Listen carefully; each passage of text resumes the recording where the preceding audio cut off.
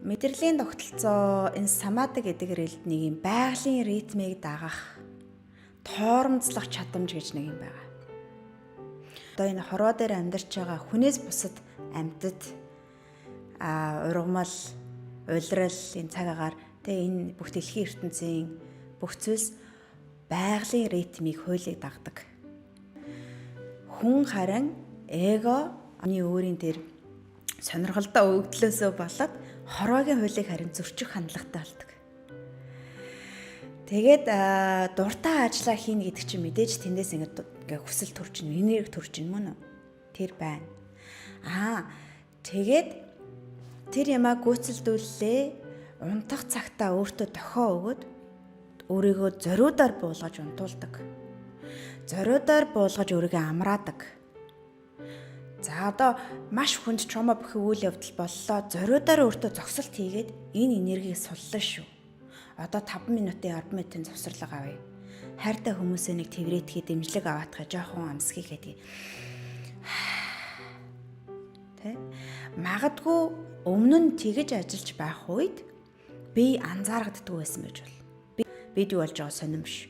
Ядарж байгаа дохиог мэдэрдэггүй, анзаардаггүй, өвдөж байгаа өвдөх дохиогч мэдрэхгүй, тийм ээ.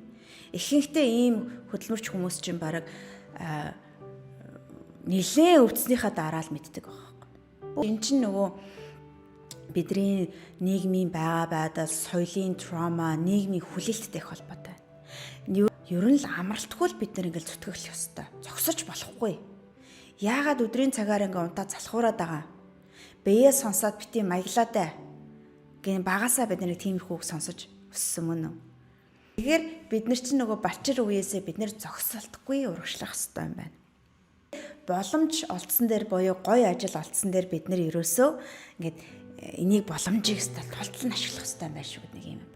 Энэ бол ерөөсөө оюун санааны нөгөө майндын биеэ арчиж яадаг. Mind overrides the body буюу биеэс дохио ирнэ. Нөгөө байгалийн ритмээ нэхэд мөн үү? Одоо амрах цаг чинь шүү. Одоо бие сэтгэлээ сэлбэх цаг чинь шүү. Одоо ресет хийх цаг чинь шүү. Амьсгал чинь буух хэрэгтэй биш шүү гэж дохио өгнө. Тэр дохиог цаашаа чимээгүй дугуй.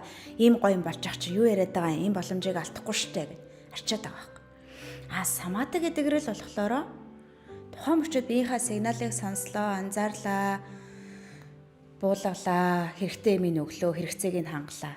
Би өнөөдөр түвш дуусаад машин гаццсан хойно машина одоо ядгийн хүмүүсийн тэмцэгцээгээр чирээд түрээд бензин коллектор очиод бензин хийх биш те. Одоо ингэж харин дуусгаад эрэхт нь анзаарлаа, дохиогоо анзаарлаа, очил цэнэглээл амраачих. Ийм л юм байна.